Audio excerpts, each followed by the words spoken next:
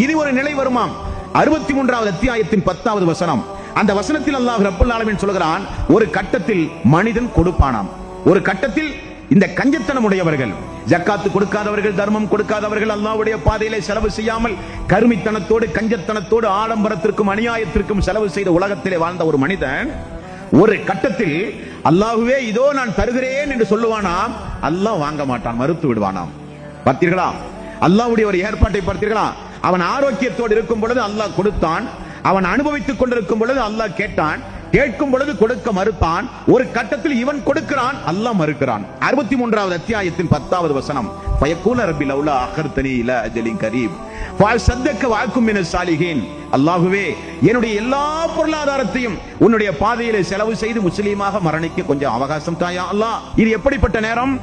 கல்லா இதா பலஅதி தராக்கிய வக்கீல மன்ராக் வலன்ன அன்னஹுல் ஃபிராக் வல்தஃபத்தி சாக்கு பிசாக் இலா ரப்பிக யௌமைதினில் மசாக். உயிர் தொண்டை குழியை அடைந்து மனிதன் துடியாய் துடிக்கிற அந்த நேரத்தில் அல்லாஹ் ரப்பல் ஆலமீன் உன்னை காப்பாற்ற இந்த நேரத்தில் யார் என்று கேட்பானே, அப்பொழுது அல்லாஹ் சொல்கிறான், அந்த சக்கராத்துடைய நேரத்தில் மனிதன் தனக்கு உயிர் போக போகின்றது, தனக்கு முஸ்லிமான மரணம் கிடைக்கவில்லை, ஒரு முனாஃபிக்கான மரணத்தை நான் அடைகிறேன், என்னுடைய வாழ்வில் நிச்சயம் எனக்கு மறுமையிலே நரகம் தான் கிடைக்கும் என பதட்டப்பட்டு அந்த அடியான் அந்த சக்கராத்துடைய நேரத்தில் ஃபயக்கூல ரப்பி லௌலா அഖர்தனி இலா அஜலின் கரீம் ஃபஅஸத்தக வஅகும் மினஸ் சாலிஹீன். அல்லாஹ்வே சிறிது அவகாசம் தா யா அல்லாஹ், எனது உயிரை பறித்து விடாதே யா அல்லாஹ், உன்னுடைய பாதையிலே இதோ நான் வாரி வாரி செலவு செய்து முஸ்லிமாக மரணிக்க எனக்கு ஒரு அவகாசம் தா யா அல்லாஹ் என்று மனிதன் மரண நேரத்தில் அனைத்து சொத்துக்களையும் படைத்த ரப்பல் ஆலமீனுக்கு வாரி கொடுக்க தயாராகிறான்.